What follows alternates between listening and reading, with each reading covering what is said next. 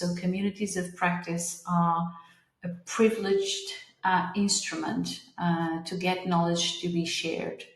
And these communities of practice, they can be very conscious. So they can be like a conscious decision from the organization to create them and to nurture them. Or it can be something that just happens. And we are all part of communities of practice, either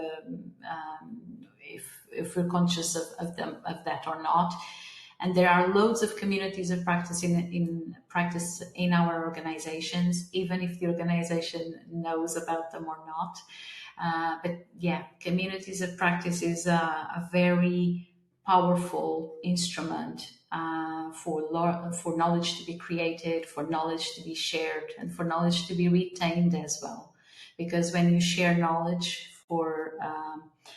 between a larger group of people, you're actually making it more likely for it to stay in the organization if people start leaving for whatever reason. So yeah, maybe actually, maybe I can share with you another image. And you asked me about how I started working or getting interested in these things, and I mentioned it was when I finished my degree.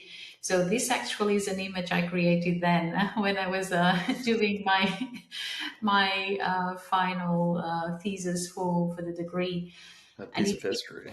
Yeah, it's a piece of history, and it seems really basic, but I think it just shows what I believe to be the key elements within a community and why it's such a powerful instrument for knowledge sharing and retention in an organization. So ultimately, a community, and please bear in mind that I'm looking at communities as a learning instrument in terms of knowledge and leveraging knowledge within an organization. So the community for me, it's about people, context, and interactions.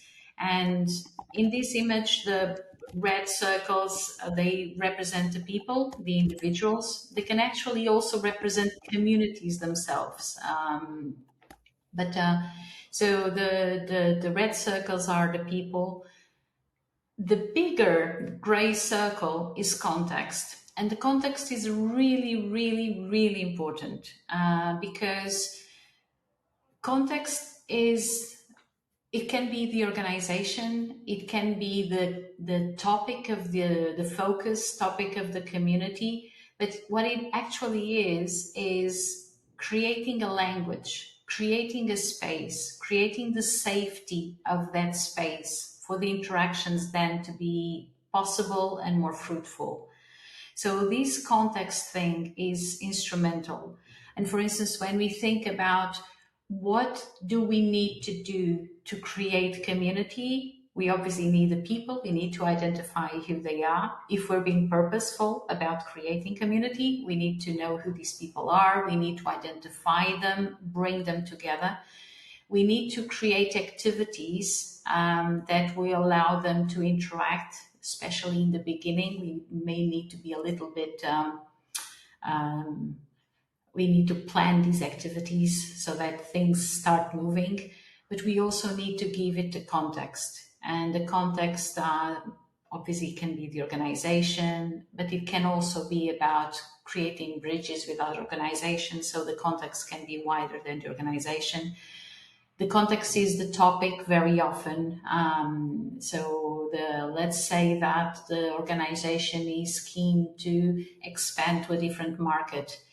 Maybe it's good to have a community of people who are part of the organization and know about that other market, or have been part about expanding the organization to different markets. So these people, these would become the context for these people to have interactions. So I would say, and going back to the question, communities are a very, very powerful instrument for knowledge to be shared, but also to be retained and actually created. So it covers everything pretty much.